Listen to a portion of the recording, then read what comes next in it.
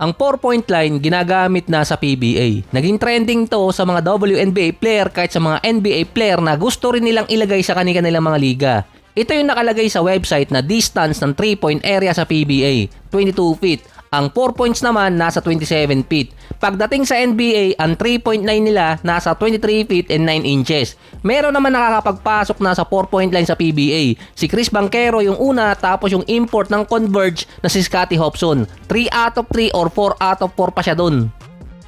Ang NBA dati nilagay na to sa All-Star. Nasa 28 feet yung distance ng 4-point line. Ang average range ng mga player pagdating sa 3-point area ay nasa 27 feet. Hindi kasama sa mga stats na to yung 3-point shot na kinukuha nila na lagpas ng 30 feet. Nasa pagitan lang ng 25 to 29.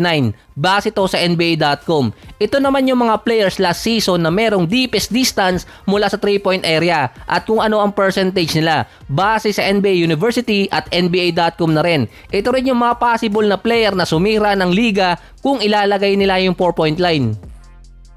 Si Fred VanVleet may total na 227 3-point shot last season, 38% shooting, 3 out of 8 per game, 53% ang total points niya galing sa beyond the arc. Nag-a-average pa si VanVleet ng 17 points at 8 assists per game.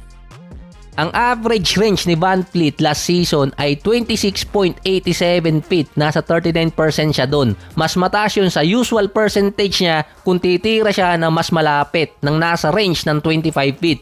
2.4 out of 6.2 per game, 38% si VanVleet kapag nasa range siya ng 26 to 27 feet. Ang pinakamalayong naipasok ni VanVleet, 36 feet. Meron siyang 12 3-point shot na above 30 feet. Karamihan pa ng mga tira niya outside ng 26 or 27 feet na bumaba lang yun dahil nga yung corner kasama dun, nasa 23 feet at average yung pinag-uusapan na distance. Si Tyrese Maxey may total na 212 3-point shot, 3 out of 8 per game. Base sa NBA.com, sa average na 27 feet, meron siyang 2.4 out of 6.8 per game at 35%. Ang distance na average ni Maxey ay 26.88. Meron siya dong 37%. Sa 212 na 3-point shot ni Maxey, 13 doon mula sa 30 feet pataas. Isang 3-point shot lang din ang ginawa ni Maxey sa 24 feet range. Ito yung dikit halo sa linya. Yung gilid na 23 feet, meron kasi siyang pinapasok doon. Pero kung ididistansya yon, papatak pa rin si Maxey ng 27 feet pataas sa average. Si Jordan Poole naman may total na 184 3-point shot. Meron siyang 2.4 out of 7.2 per game, 32%. Mababa yung average niya sa percentage. Pero sa 27 feet average, meron siyang 1.8 out of 5.2, 33%. Ang average range ni Jordan Poole ay 26.9 feet, 32%. Nasa 23 3-point shot si Poole kapag 30 feet pataas. Itong dalawa pagsasamahin ko na kasi mga sentro. Si Jokic merong 83 3-point shot last season, si Joel Embiid 54 3-point shot. Ang average distance nila ay nasa 26.94 feet. Kahit yung mga sentro sa NBA malayo yung distance nila. Si Jokic sa 83 3-point shot niya sa top of the key is 1 out of 2 lang siya sa may 24 feet. Ito yung malapit mismo sa linya. Kahit si Joel Embiid ang pinakamalapit niya sa top of the key ay nasa 25 feet.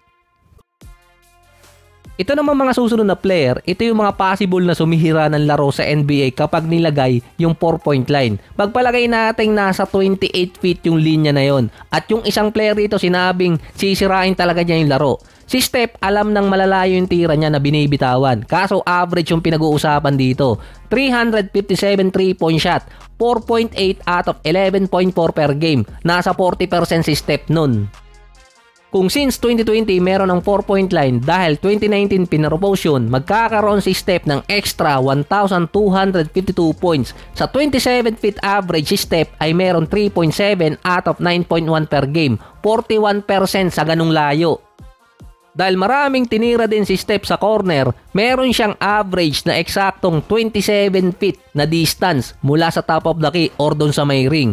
Mostly nang naipapasok ni Steph nasa behind pa ng 27 feet. Kaya sabi ni Steph nung tinanong siya about sa 4-point line, kung meron man nun, magbe-benefit siya ng todo kasi titira lang siya ng titira ng maraming attempts. Normal lang sa kanya yung 27 or 29 feet na distance. Kaya sinabi rin niyang mababago lalo yung game dahil masusubukan niyang tumira doon at merong gagaya din din ng mga player. Sa 357 3-point shot ni Steph, 32 3-point shot ang ginawa niya sa 30 feet pataas. Hindi pa kasama dito yung ibang nasa range ng 28 to 29. Hindi lang si Steph ang pwedeng tumapat kay Mr. Long Bomb. Meron pang 3 player na kahit bantayan sila, papasok pa rin kahit nasa 30 feet yung mga tira. Ang unicorn na si Kristaps Porzingis, ang average distance niya 27.2 feet na 37% shooting. Meron siyang total na 110 3-point shot last season. Sentro pa yan. Sa 2024 season, 1 out of 10 si Kristaps kapag nasa corner siya. Pero sa top of the key, nasa 27 feet at papatak siya ng 38% shooting. Paglayo ng tira ni Kristaps, mas tumataas yung percentage. Parang naging normal tuloy yung 4-point line ng PBA. Ang pangalawang may pinakamalayong distance sa NBA si Damian Lillard. 220 ang nagawa niya last season, 3 out of 8.5 per game, 35%. 27 ang nagawa ni Lillard kapag 30 feet and above. Kapag si Steph kasi ang ginamit na sample sa 357 3-point shot niya last season, 274 doon nasa 27 feet pataas. Ang number 1 3-point shooter last season si Steph pa rin. Kahit tanggalin yung nasa 26 feet pababa, papatak pa rin si Steph na number 3 3-point shooter last season. Ang may pinakamalayong range sa NBA si Trae Young, 27.7 feet ang distance niya. Kaya kapag nilagay mo yung 4-point line sa NBA na 28 feet, baliwala lang sa kanya. Tinatawag siya ng mga fans na Steph wannabe. Meron din namang Kobe wannabe. Kinall out din siya ng mga fans dati na tigilan niya ang pagtira sa 30 feet.